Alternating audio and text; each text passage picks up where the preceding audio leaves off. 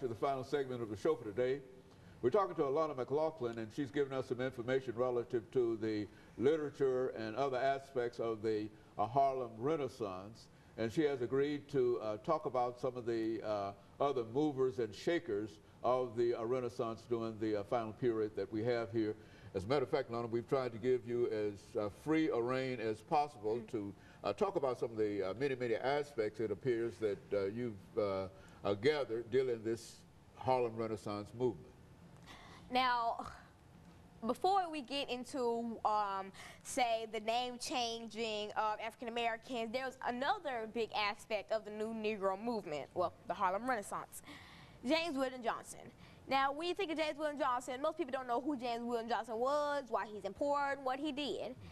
He wrote the Negro American national anthem, which is "Lift Every Voice and Sing." Now, I'm sure people saying that has nothing to do with the Harlem Renaissance. That was a big part of the Harlem Renaissance, because let's see, it was the coming together of African Americans. I mean, because they knew they were getting popular and moving on up. I mean, they had their own anthem. They had books. They were famous writers, famous musicians, famous jazz bands. They were moving up, and they wanted to bond together to make sure the African Americans got their name out there, that they weren't just former slaves, they weren't just to a random person, that they weren't just former slaves, that they weren't just workers, they weren't just cotton pickers, they were something important. And that's why all African Americans, maybe some are more important than others, and maybe some got more fame than others, but all of them were very important. Now, if you had a whole band of famous African Americans and you plucked one out of the group, then it wouldn't really make the Harlem Renaissance, because it was about bonding together. And if it didn't have anything to do with all African Americans, if it was just an elite group of African Americans, then it wouldn't be the New Negro movement, because that's when we came together. If we were all individuals at that time, then it wouldn't make a movement, because you can, but they bonded together to make a movement, a big movement. I mean, because one person probably wouldn't make that big of a movement. They had to bond. And that's what made the New Negro movement. And so they bonded over this song. That was their empowerment song, "Lift Every Voice and Sing." In the title it says, "Lift Every Voice," which is get your voice out there, get your boom on. That's what that really meant. And so so that's why I want to emphasize the importance of James Weldon Johnson's song. Now let's go back in time a little bit to describe what basically brought upon the name change African Americans from color to what? New Negroes. So at first, they started out as slaves. Then they became colored people. Then they became Negroes, then Afro-Americans, and then African Americans, which is what we are today. And so those are some of the many names, and we were called much more than that. Some stuff I can't see on TV, but I mean, we were called much more than that. I mean, we were segregated. We were hated, beaten, killed because of the color of our skin. And so that brought upon a name change, because they said, well, I'm guessing somebody said, well, hey, let's be Negroes instead of being colored. I mean, because colored has no wow to it. I mean, being Negroes at least has some wow about it. I mean, just being colored just means, like, you could be pink, you could be red, you could be orange, but Negroes specified us. I mean, when you say colored, like if I went up to somebody and said, what are colored people, that would say, oh, they can be orange people or pink people or, hey, maybe even purple people. But when you say Negroes, you know exactly who you're talking about. You're talking about me and you, African Americans, colored people. So they want to specify who they were. And over the years, they got more specific about it. I mean, slaves could be anybody. If you weren't white, then you could be a slave, like Native Americans, purple people, orange people, African Americans, black people. But then when you got colored, kind of narrowed it down. I mean, because if you said who was a colored person, I doubt that anybody would say a Caucasian person or a white person. But then when you got Negroes, then you knew exactly who you're talking about. And then when it got from Negroes to Afro-Americans, and they were, you know exactly who they were talking about, even more specific. And then African-Americans, it's not like, you can't just be an African-American. There are African-Americans too. You can't just be alone being African-American, because you have to bond together to make an African-American. And so that's what, then some other events brought upon the name change, like, nobody just said, oh, let's change our name because we feel like changing the name. Stuff brought upon name change, like, say, since the Harlem Renaissance started in 1919, what are some stuff that happened before 1919? Like, in 1912, the Titanic sank.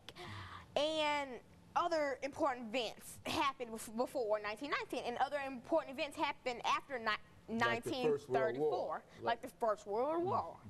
And other important stuff happened after the Harlem Renaissance, which ended in 1934. So, like, even this year, we have our first African-American president. And so those are some of the stuff that brought upon the name change. And I feel as if in the future, we might change our name once again, and then again. And again, you don't know how many times we can change our name, but that's just some of the stuff that brought upon the great name change. And this is your information in reference to the Harlem Renaissance, and you think that young people like yourself should be much more aware of the significance of all of these things that you're talking about. Everybody should be aware of it, not just African Americans or colored people. I mean, everybody should be aware of it, because no matter if you're black, white, pink, purple, it affected everybody. It didn't just affect African Americans. I mean, because if you went up to, like, I know there's not purple people in the world, but if you saw somebody that was purple and you asked them, do you think you were affected by the Harlem Renaissance? Yeah, because of the music they listen to today, or in band, the instruments they play, or if they're pianists, the piano that they play was all a part of the Harlem Renaissance. Like the Harlem Stride style, they were affected by this. Everybody was affected by it. It wasn't just African Americans, the African American community, it was everybody. And do you see any relationship between the kind of music that was played during the Renaissance and the kind of music that you listen to today? Now, say the trumpet, you can look up any Rachel Ferrell song, and I'm sure you will find even if you don't hear a little bit of trumpet in that. And she's a famous jazz singer. She had to be influenced by the Harlem Renaissance, because that's when trumpets became famous. And if you look up say a Beyonce song, I'm sure you can find a piano version of that. And what was that inspired by? The Harlem Renaissance. And so the Harlem Renaissance has a much greater impact upon American history than it didn't just start and stop. I mean, if you start something, you can't just end it when you feel like ending it. It goes on and on and on and on and on. And such organizations like the NAACP and civil rights organizations and et cetera, all of those are in a real sense influenced by the Harlem Renaissance, the New Negro movement.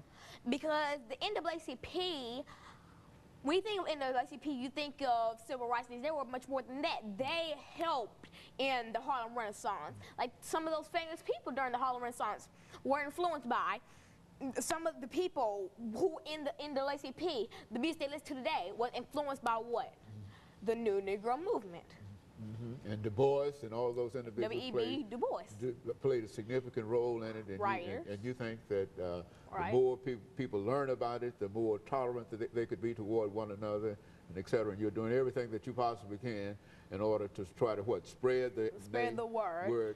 And before we end off the show today, I just wanted to say a big thank you to Alan Leroy Locke, who basically inspired the New Negro movement and who was basically the cause of it. I mean, because of all his works in the African American community, and I want to thank him for that. Now, where was he from now? He was, I'm not sure actually. But you know that he is one of the most significant aspects of the movement. And I say that primarily because when I first started college, I was also told that same idea, and I was wondering where in the world did you get that idea from? And certainly let me, during this last half a minute, Alana, thank you for bringing that excellent information by. And I think that when you first approached this topic, I think I was somewhat skeptical in reference to it, and I felt that I really ought not to deal with you in reference to this, because it would be quite an embarrassment if you were not as good as you claim that you are. And I think that you've demonstrated in a real sense that you gave us some excellent information. And let me encourage our audience to tune in again next week for another informative edition of Comments. Thank you and good morning.